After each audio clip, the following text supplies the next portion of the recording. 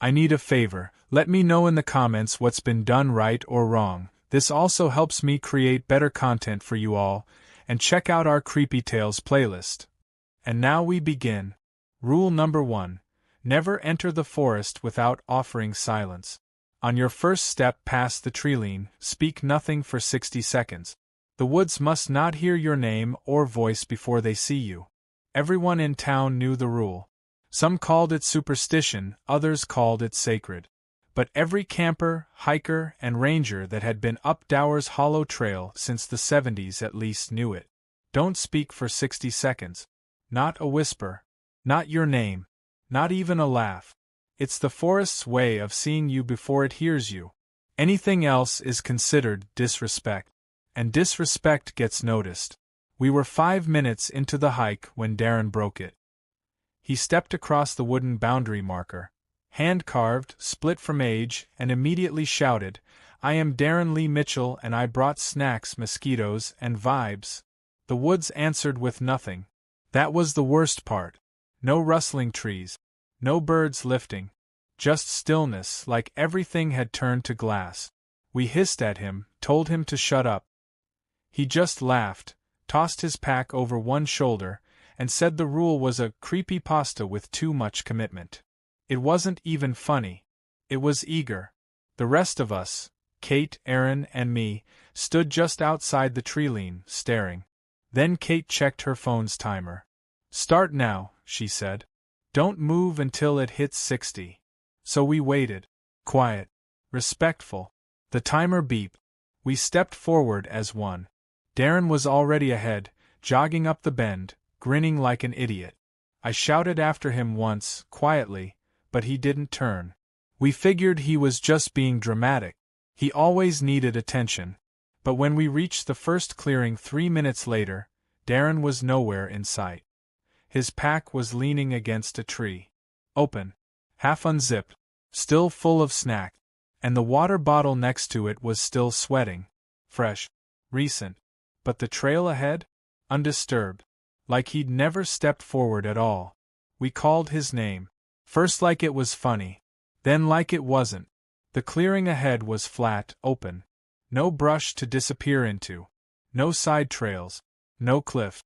Just trees spaced wide enough to see through and the path stretching out like it always had. He should have been there. "Darren!" Kate shouted again, stomping uphill like the louder she got, the faster he'd materialize. Aaron was quieter, face tight. He crouched by the pack, checked the pockets. The bottle was nearly full. Uncapped. His phone was in the side mesh. Something Darren never would have left behind. No footprints. No broken branches. Not even a scuffed patch of dirt on the trail. I tried to laugh. He's probably watching us, waiting to jump out and scream. But Kate didn't laugh. She was staring into the trees, mouth slightly open. "Did you hear that?" We all turned. A voice, faint, somewhere deep ahead. Then closer. Then behind. "Guys!" It was Darren. Clear. Loud. Wrong. We spun in every direction. Aaron called back. "Where the hell are you?" No reply. Just a repeat, same tone. Same words. "Guys!" Exactly the same. No change in volume. No breath. Like a clip on loop. Kate whispered, "That's not him." She was right.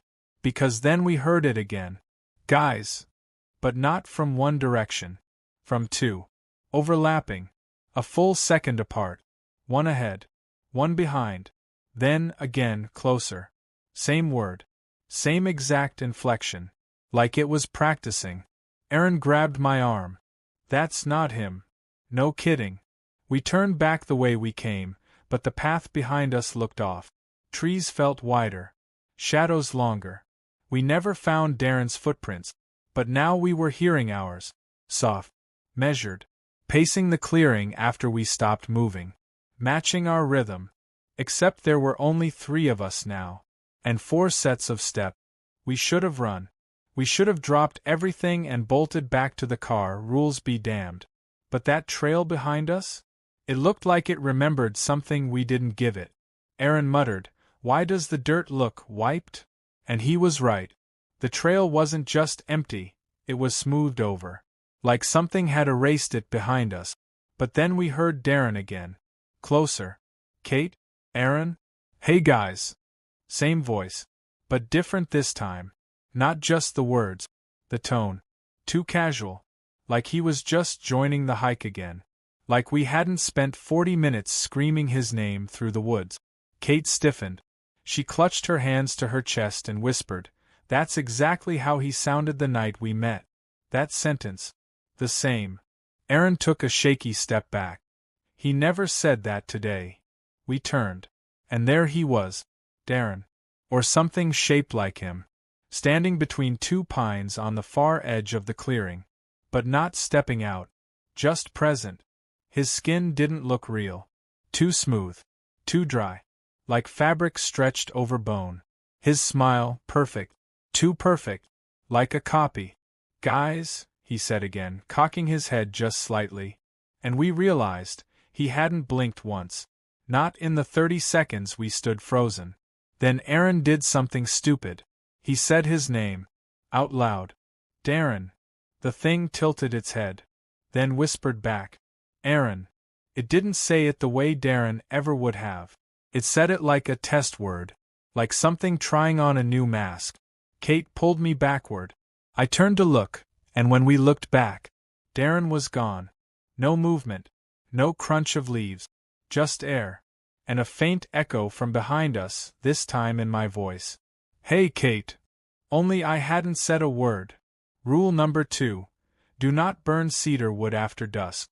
Cedar smoke calls it. It smells like blood to the thing that waits beyond the tree line. Burn it anyway, and something half-seen will circle the fire, and leave teeth in your pillow. There was a handwritten sign nailed to a tree just past the trailhead. No cedar fires after dark. No exceptions. We took a picture of it, joked it looked like something out of Blair Witch, then moved on. None of us gave it a second thought, not even when the firewood shack we stopped at had bundles wrapped in blue tarp, already tied off with fraying twine. No one questioned the mixed hardwood label. We were more worried about forgetting hot dogs, but the first hint that something was wrong came when the smoke shifted. We had just started eating. Burgers half-charred. Beer warm. Normal campfire night. Then Darren asked, "Why does the smoke smell sweet?" Not like food. Not like burning sap. It was thicker. Like incense soaked in metal. I glanced at the fire. The flames had dulled. Not low, just sickly. They rolled slower, sluggish, like underwater. The smoke was no longer white. It was red-gray. Almost pink. Behind us, the woods went still. No bugs. No birds. Not even the wind rustling pine. A second later, Kate started coughing. Not choking, gagging. Like the air had turned. Darren checked the bundle near the fire ring and pulled out a cracked, reddish log. "Cedar," he muttered. Then the coughing stopped. Not because it got better, because the smoke wasn't coming toward us anymore. It was being pulled. Lifted upward, then sideways, sucked low along the edge of the clearing like fog dragging itself across the ground. I don't remember who stood first. But we all backed up at the same time. The fire hissed, then popped. And for a single second the flame flared bright. And something moved at the edge of the tree line. The flame snapped once. Just loud enough to turn our heads. And in that flash, only in that flash, we saw it. Something at the edge of the clearing. It didn't move like an animal. It didn't move like anything. Because it didn't move at all. It was already there. Too there. Arms too long. Neck bent forward like it hadn't grown a head, just acquired one and hadn't figured out where to attach it. The thing didn't glow in the firelight. It refused it. The flame bent around it. I blinked. It vanished. Then, crack, flare. There again, closer. We didn't speak. Didn't run. Something about the air made our legs forget how. Like fear had left us frozen, but not from panic, from compliance. Like we'd triggered something we didn't have permission to walk away from. Darren whispered, "Did you see that?" But no one answered. Because the fire cracked again. And so did our breath. It stood at the halfway point now. Closer than it had any right to be. Same shape. Same stretched posture. But this time we saw its hands. 6 fingers. Not claws. Not paws. Hands. They didn't hang like they were made for grabbing. They draped like wet rope left out to dry. Another crack. Gone again. Kate was shaking now. Whispered, "It's only moving when the fire does." We stared at the logs. One rolled. A spark snapped. The shape returned, now just at the edge of the light. It had no face, but the air in front of it rippled, like something unseen was leaning forward. Aaron suddenly gagged. Not from smoke. From rot. The smell came in a wave, like old blood and wet moss under teeth. And beneath it, something else. A sweetness. Cedar. Whatever it wasn't here to eat. It was smelling. Searching. And it was getting better at it. We didn't sleep. Not really. But somewhere between 3 a.m. and dawn, we must have lost time. I remember the fire collapsing, the logs curling into coal. I remember sitting with my knees against my chest, eyes on the trees, daring them to breathe. Kate was beside me, head down. Aaron was still gripping the axe like it could do something. Darren? I don't remember Darren. And then, it was morning. Sunlight cut through the trees like it had never left. Birds chirped like nothing happened. There were no tracks. No creature. No rot. No anything. Just the 4 of us sitting exactly where we'd been, eyes dry, mouth stale. Darren stood first. Stretched. "That was the worst night ever," he mumbled. "Feel like I got punched in the mouth." Aaron blinked, rubbed his jaw. Same. I looked over and saw Kate holding something. It was small. Pale. She didn't say a word. She just opened her hand and showed me. A tooth. Human. Yellowed. Molar. I reached into my sleeping bag, more out of instinct than suspicion, and felt something cold. Another tooth. Then Darren made a noise. Something between a laugh and a groan. He opened his mouth and froze. Blood didn't pour. There was no wound. But where his bottom left molar had been was nothing. Just clean gum. Like it had been pulled in a dentist's chair. No pain. No soreness. Just taken. Kate gasped and checked her own. Then Aaron. One by one, we found the same, each of us missing exactly 1 tooth. Always molars. Always clean. We checked our bags. 3 more teeth. Neatly placed. Some beneath sleeping pads. Some nestled in hoodies.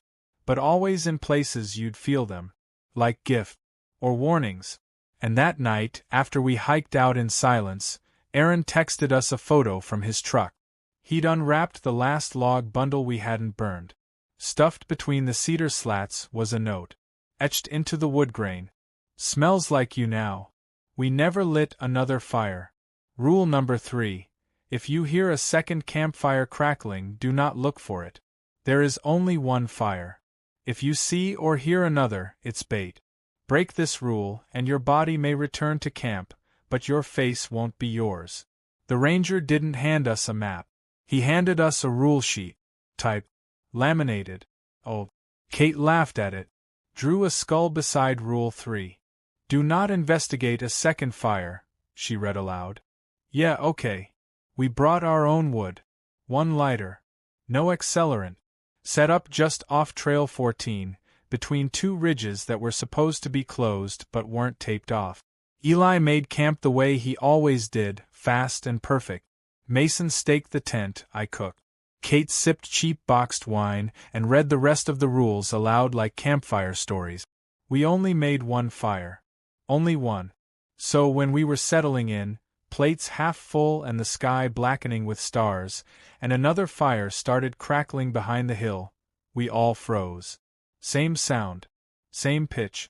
Like someone had copied our fire and pasted it across the ridge.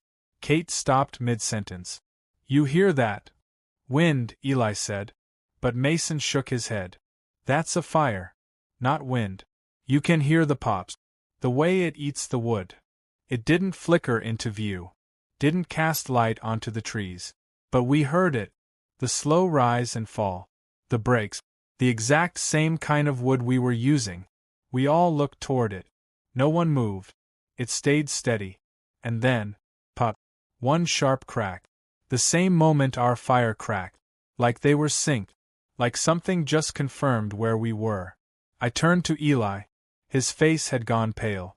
Because we all remembered what Rule 3 said. And none of us were sure anymore which fire was ours. We should have doused the fire.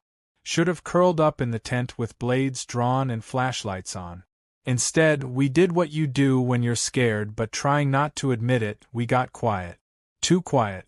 For an hour, maybe more, we sat staring into the flames, ears turned toward the ridge behind us where the other fire whispered. Same rhythm. Same wood pop. Every now and then, a gust would stir the trees and we'd swear we saw a glow, just faint, like something was waiting to crest the hill. Then Mason stood. Didn't say anything. Didn't even stretch. Just rose, picked up his flashlight, and started walking toward the sound. Kate grabbed his arm. Don't be an idiot. He didn't answer. Not like he didn't hear. Like he didn't know how to respond. Eli stepped in front of him. Hey. Seriously. You good? Mason blinked like we'd just woken him up. I just want to see who's out there. If they're cold, we've got extra wood. No one's out there, I said. He shrugged and stepped around us. We didn't follow. Didn't shout. We just listened. His footsteps faded up the ridge. The second fire kept crackling. But then it changed. Not louder. Not closer. Just wrong.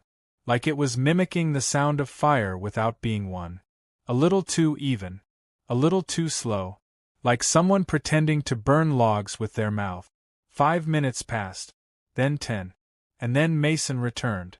Alone. Walking slowly. Deliberately. Head down. Hood up. He didn't speak. Didn't sit. Just lowered himself beside our fire, pulled his sleeping bag over his shoulders, and turned away from us. Kate whispered his name. He didn't move. Eli offered him a drink. Nothing. Only the fire responded. Ours. The real one. It flared once, high and yellow, like something had just breathed into it. And Mason? Still faced away. But the way his shoulders moved? Like he was trying not to laugh. We tried to convince ourselves it was Mason. Tired Mason. Quiet Mason. Maybe he'd smoked something on the trail or had a weird panic moment. Hell, it had been a tense night. But none of us said it out loud. Because deep down we already knew. He never rolled over. Never drank. Never scratched his nose or adjusted his hood or shifted his weight like a real body does. Just sat cross-legged, hands inside the sleeping bag, back turned to us like he was listening. Not sleeping. Listening. At some point past midnight, the fire began to sputter. We were almost out of wood, and none of us dared touch what was left in Mason's pack. Kate muttered, "Why isn't he helping?" Eli said nothing. Just stared. The fire hissed louder, like it was boiling instead of burning. And then, the other fire started up again. The second fire. Right back on the ridge. Identical rhythm. Identical crackle. Only this time, when we turned toward it, it glowed. Just a little. A low orange shimmer like embers in a mouth. And near it something moved. Not walking. Ringing. Like bones and cloth being twisted in a sack. Kate stood fast. Nope. I'm done. She stormed to Mason's side and grabbed his hood. He didn't resist. Didn't twitch. And when she yanked it back, it wasn't a face. It should have been. It had all the pieces. 2 holes where eyes should be, a dip for a nose, something stretched and lipless curled into a grin. But it wasn't his. It was a suggestion. Wet. Pale. Blank. Like someone shaped it from memory using only fingertips and fog. And it was smiling at the fire. Eli screamed. Kate backed off, sobbing. And Mason, whatever had worn him, slowly turned his head. No eyes. But it looked at us. And then, behind us, the second fire stopped. Cold. Silent. Snuffed. And Mason whispered, voice broken in half. You looked. I ran. I never saw Kate or Eli again. But weeks later, a ranger called about our campsite. They found 3 sets of gear. Only 2 sets of shoes. And at the fire ring, sitting beside the ash, a hood, still zipped, and something behind it smiling from beneath.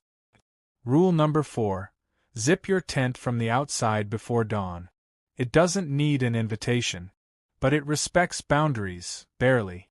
Forget this rule, and you'll wake up zipped inside another tent you never brought. And something will be inside with you. I followed all the rules, even the weird ones. The ranger outpost at the base of Trail 6 had a scratched-up board with 7 survival rules, laminated and nailed into weathered cedar.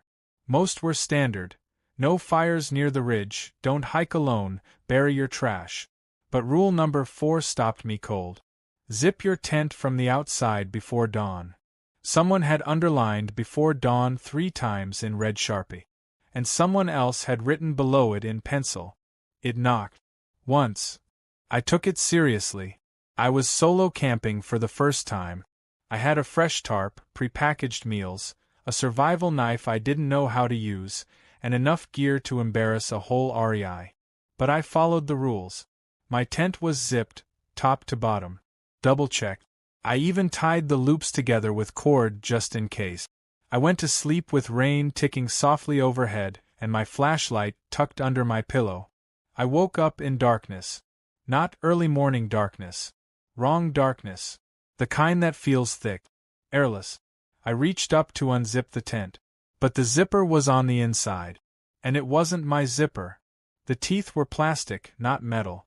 The fabric was different. Softer. Older. It smelled. Like mildew. And something coppery beneath it. I reached for my flashlight. Gone. All my gear, gone.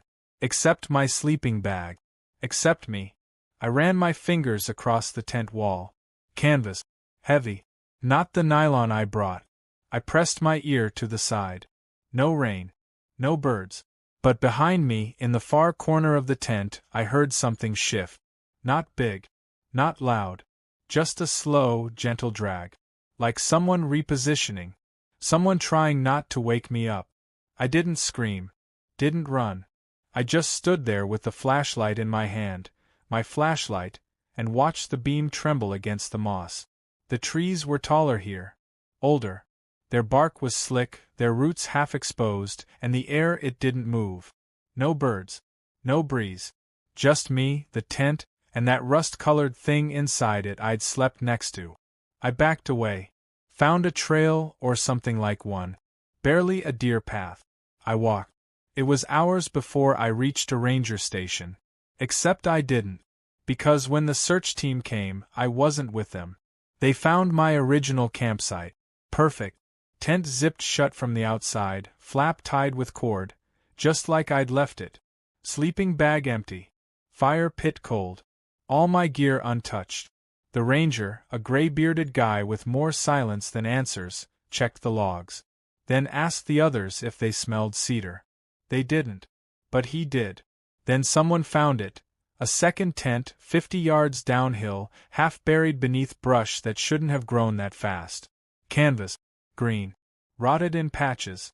Inside, a boot with no sole. A ripped sleeping bag. And something scratched into the inside wall with a jagged metal zipper tooth. I zipped it shut. They found a fingernail too. Human. Fresh. But no blood. No body. Just a compass, spinning. And a flashlight with warm batteries. The ranger wouldn't log it officially.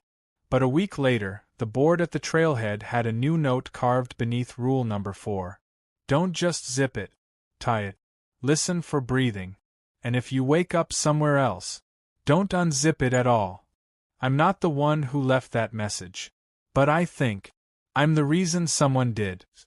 Rule number 5. If someone calls your name from the dark, don't respond. Even if it's your friend. Even if it's you. Break this rule, and something wearing your voice will return to camp before you do. It didn't feel like a horror movie moment when it started.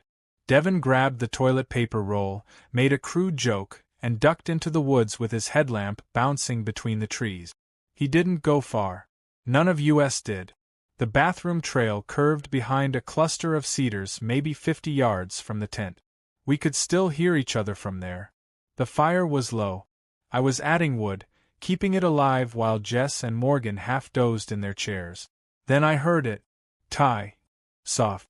Nervous. From the dark behind the trees. Ty, you there? I looked up. Yeah, what's up? Jess jolted upright. Who are you talking to? Devin, I said. He just. But then I saw the tent zip open. And Devin stepped out, holding the roll, looking pale. Who called me? He asked. We all froze. I looked at him, then at the trees. Ty, the voice said again. This time it was clearer. My name again. Exact tone. But now it was closer. Devin stepped back. That's not me, he said quietly. Jess grabbed my arm. Did you answer? Yeah. I thought. But it was too late. The fire cracked hard like something struck it. And then it went quiet. No voice. No footstep. Just Devin staring at me, slowly shaking his head. You're not supposed to answer it, he whispered. That's Rule 5. I wanted to ask what the hell he was talking about. But Morgan, who hadn't said a word, was staring across the fire with her mouth wide open. She pointed. And I turned just in time to see someone step out from behind the trees. Same jacket as me. Same walk. Same face. Hey, it said. Smiling. Where'd everybody go? I froze. Everyone did. The thing that looked like me stepped fully into the firelight, hands in pockets, same stupid grin I wore when I was trying not to look rattled. Same worn jacket. Same shoes. Same everything. Except the eyes. They didn't look. They landed. Heavy and slow, like it didn't know how eyes were supposed to move. Ty. Jess said, her voice cracking. The thing that wasn't me tilted its head. Yeah. It sounded just like me. Too much like me. Like it was remembering how I talk, but only a little behind. Devin stepped in front of me.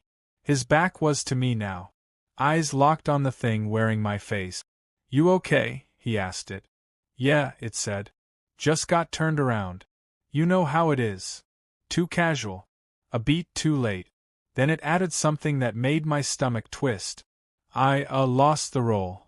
But Devin still held it in his hand. Unopened. Everyone saw it. The fire snapped again. And the thing turned its head toward the sound, too slowly. Too smooth. I took a step back. Devin didn't move.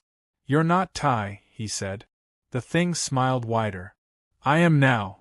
Morgan screamed. That's when I ran. Not toward camp. Not toward the car. Into the woods. I didn't think. I just moved. Branches whipped my face. Roots caught my boot. But I didn't stop. Behind me I heard shouting. Not my friends. Just me. My voice. Calling my own name. Over and over. Each time more convincing. Each time more desperate. Until it was screaming. Please. It's still out here. I'm the real one. Don't leave me. But I didn't stop. Because I knew the others would believe it. And when I made it back to camp, I'd be the one outside the circle. I didn't stop running until I saw the orange flicker of the fire again. By then, my throat was raw, and my legs burned like I'd been hiking for hours, not 15 minutes. My brain kept screaming go back, but there was nowhere to go. If I stayed in the woods, the thing would catch me. If I returned to camp, it already was me. I crouched at the edge of the clearing, just behind the brush, and watched. Devin, Jess, and Morgan were sitting around the fire. And I was sitting with them, talking, laughing, stirring something in a mess kit like nothing happened. Jess nudged my copy. You good now? It nodded. Yeah. That run helped. Feels like I'm back in my skin again. My stomach turned. It knew what I'd say. Or it was learning. I circled wide, sticking to the trees. My tent was still pitched. Mine, I knew it by the stitching in the corner. I waited until they all turned in for the night. Devin climbed into his tent. Morgan zipped hers shut. The fake me gave Jess a hug and crawled into my sleeping bag. Zipped it up. Rolled over. Like it belonged. I waited. Watched. Waited longer. Then I stepped forward and knocked. Just once, on the tent wall. No reply. I whispered, Jess. Morgan. Devon. If you hear this, it's me. From inside, something snorted. Then it started laughing. My laugh. Not loud. Not dramatic. Just the exact same wheeze I let out when I thought I was funnier than I really was. Then it said, softly, "Too late." I ran again. I didn't stop until I hit the road. Didn't stop until morning. The rangers didn't believe me. But when they hiked back, they found 4 campers. 3 talking. 1 silent. Wouldn't speak. Wouldn't eat. Wouldn't blink. And sometimes, when the others slept, it would stand by the trees and whisper my name, like it wanted me to answer one more time. Rule number 6. Never follow a trail that wasn't there the night before. The forest makes paths when it wants to feed. Step onto a new trail, and you'll walk in daylight forever, trapped in a loop where your friends no longer remember your name. I saw it before I even unzipped my tent. The light was different, too bright, too sharp for 6 a.m. The birds were quiet. No morning chatter, just air that hung still. And where there had been brush and tree limbs and thorny nothingness behind our fire ring, there was now a trail. It wasn't subtle. It wasn't a deer path. It was deliberate. 6 feet wide. Clean edges. Fresh dirt still loose under leaves like something had peeled the forest back overnight and paved a new way through. Devon spotted it next. Then Ava. Eli said, weird. Maybe a ranger crew? No, I said, stepping toward it. There was nothing here last night. Not even game tracks. Then where the hell does it go? That's the thing, it didn't bend. The trail ran perfectly straight into the trees. No turns. No dip. Like it was drawn with a ruler. We all just stared. Ava took a step toward it. Then another. I followed, drawn in by something I didn't want to name. The kind of curiosity that feels like yours, but isn't. Like you've been given a thought and told it was your own. Be right back, I said. Eli told me to grab his hat if I found where he dropped it. I stepped onto the new trail. Soft earth beneath my boots. A smell I couldn't place, wet clay and copper. I walked for 10 minutes. Then 20. The trail didn't bend. The sun didn't shift. And when I finally turned around, the trees had closed behind me. I walked faster. 10 minutes turned to 30. The trees didn't change. The birds didn't chirp. The sun hung in the exact same spot like someone had painted it on glass. Eventually the trail looped.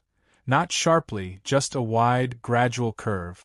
I followed it, relieved, thinking maybe I'd misjudged the distance. Maybe the sun was just high and still. Maybe I'd see camp again. I did. Sort of. The tents were there. The same bright green dome. The blue tarp half slid off the cooler. The fire pit still smoking. And there, by the logs, sat Eli, Ava, and Devon, exactly where they'd been an hour ago. Laughing. Eating dried fruit. Except, I stepped out of the trees and waved. No one looked up. Hey! I called. Nothing. They didn't see me. I walked right into camp. Past Ava's boots, around Devon's chair. I stood in front of Eli and waved again. His eyes flicked past me, like I wasn't there. Like he couldn't even sense I existed. I shouted again. Nothing. Then I circled the tent. Saw my pack. Still zipped. Unmoved. Like I'd never left. I looked for my phone in the side pocket, gone. Then I saw it. Inside the tent, zipped closed in the sleeping bag I wasn't in was me.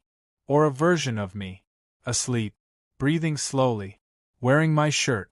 My socks. A sunburn I'd gotten 3 days ago. But not reacting. Not waking. Just present. Like I'd been replaced.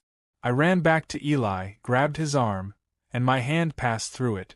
Like static in water. He didn't feel it. Didn't feel me. I wasn't a ghost. I wasn't dead. I was just forgotten. And the worst part? When I screamed again, my own voice answered from inside the tent. Just 5 more minutes. I ran. Didn't pack, didn't think.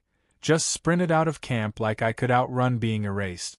The trees bent around me, the trail widening with every step, beckoning like it wanted me to panic. I tried to cut through the woods, off trail, any direction, but the moment I stepped off, the forest pushed back. Branches caught my arms. Thorns I hadn't seen moments ago clawed my ankles. I stumbled back onto the path, bleeding from nowhere I could trace, and the sun still hadn't moved. Noon. Always noon. I kept walking. I passed a boot. Old. Sunken into the soil. A name tag half rotted off the tongue. It wasn't mine. I passed a candy wrapper, sun-bleached and stuck to a root. A kind I hadn't brought. Then voices. Ahead of me. 2 hikers, side by side, walking silently. I rushed forward, desperate, calling out. Wait, please. They didn't turn. Didn't flinch. But they walked just like me. One of them even wore my jacket. The older one I used to wear in college. And I realized they weren't real. Not copies. Not shadows. They were others. People who stepped onto trails they weren't supposed to see. People who were now stuck, like me, trapped in a daylight that never gave way to night. We never tired. We never aged. We just walked. The trail isn't a loop. It's a line, and it grows longer with every step. Behind me, new footprints appeared. Smaller ones. Fresh. Someone else had stepped on. I looked back only once. A teenage girl, maybe 16, walking cautiously, eyes wide. She hadn't realized yet. She would. Because ahead of her, the light bent. The path straightened. And the rest of us kept walking. Not alone. Not lost. Just forgotten. Rule number 7. Leave before your reflection appears in someone else's tent. When the forest knows you, it starts to copy. Not just your voice. Your shape. Your thoughts. Break this final rule, and something will survive in your place. And it will know the rules better than you ever did. I woke up just after sunrise, groggy, throat dry, the kind of morning where even the birds sounded like they were whispering. Everyone else was still out cold. Eli snoring, Devin snuggled deep into his bag, and Kate's tent zipped tight across from mine. Except her tent was glowing. Sunlight had hit it just right, illuminating the thin nylon wall from behind. And on it, a silhouette. Not hers. Taller. Thinner. Head cocked slightly to the left, just like I do when I'm trying to shake off a dream. I sat up, squinted harder. The shape didn't move. Didn't turn. Just stood there. Still. Facing me. I thought maybe Kate had stood up early. Maybe she'd packed out and left her light on. But Kate was the shortest one in the group. And this figure? It was my height. It had my build. I raised my hand slowly, half joking with myself. The figure raised its hand too. Not after me. Before. Just by a fraction of a second. I dropped my arm. The figure dropped theirs. My stomach turned. I grabbed my boots and stepped outside. The air was sharp. Cold. I crept over to Kate's tent, heart banging. My own shadow didn't even reach the nylon. I unzipped it fast. Empty. No figure. No one. Just her pack, her coat, and her notebook with "Don't break the rules" scribbled across the cover. I stepped back and looked again at the tent wall. It was blank now. But from inside my own tent, I heard something shifting. Like something had just gotten into my sleeping bag. I spun around so fast I nearly fell. My tent flap was still open from when I'd stepped out. But now someone or something was inside. Not rustling. Not zipping. Just shifting. Like it was getting comfortable. Settling in. Like it had always belonged there. I crept closer, pulse pounding behind my eyes, and leaned in. And I saw it. Through the mesh, I caught the silhouette of a body curled in my bag. Same sleeping position. Same shoulder twitch. It wasn't pretending to be me. It knew. I zipped the flap hard and stepped back like it might lunge. It didn't. Instead, it sighed. Not loud, just soft. Familiar. The same exact sound I made the night before, when I finally laid down and the cramps in my calves started to fade. That's when it hit me. It wasn't copying what I did. It was copying what I remembered. And then it spoke. "You didn't write that rule, Kate did." My blood turned to ice. It was right. That wasn't in the guidebook. Kate had added it herself. Rule number 7, after a night she never talked about. She said, if the forest starts showing you yourself, you've been there too long. I took a step back. Inside the tent, the thing in my voice whispered, don't run. They won't believe you. They're already watching me. It unzipped the bag, rose, smiling, and stepped out. Eli looked up from his mess kit, waved casually. Morning, man. You sleep okay? The thing nodded. Best night all week. Then it turned to me, and winked. Not scared. Not worried. Confident. Because it didn't just know the rules now. It knew how to follow them better than I ever had. I ran. Didn't pack, didn't explain. Just grabbed my boots and sprinted straight into the trees. The others shouted after me, confused. But not afraid. Because as far as they were concerned, I hadn't gone anywhere. I was still sitting by the fire. I was stirring oatmeal. I was smiling too wide. I didn't stop until I couldn't hear the camp anymore, until even the birds went silent, and the moss underfoot felt thick as memory. I collapsed against a rock and tried to breathe through the nausea, through the noise in my head that kept whispering, you're not getting back in.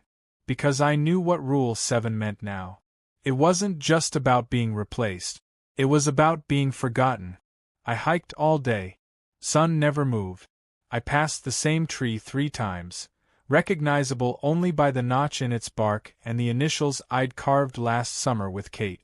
Except this time, the initials were gone. The bark was smooth again. The forest had started undoing me. I reached the ranger station by dawn the next morning. The guy behind the desk didn't look up right away. When he did, he just blinked.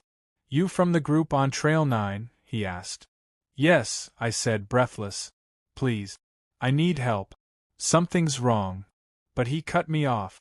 We had 4 campers signed in. Eli, Devin, Kate, and Tyler. That's me, I said. He squinted. No, Tyler's already back. Came in this morning. Signed out just fine. He turned the logbook toward me. The signature was mine. I hadn't written it. He handed me a phone. Want to call your group? I nodded slowly. Dialed Kate's number. It rang. And when it picked up, my voice answered. Hey, it said. Everything okay? I couldn't speak. Then it added. Don't worry. I'm taking care of them now. And hung up.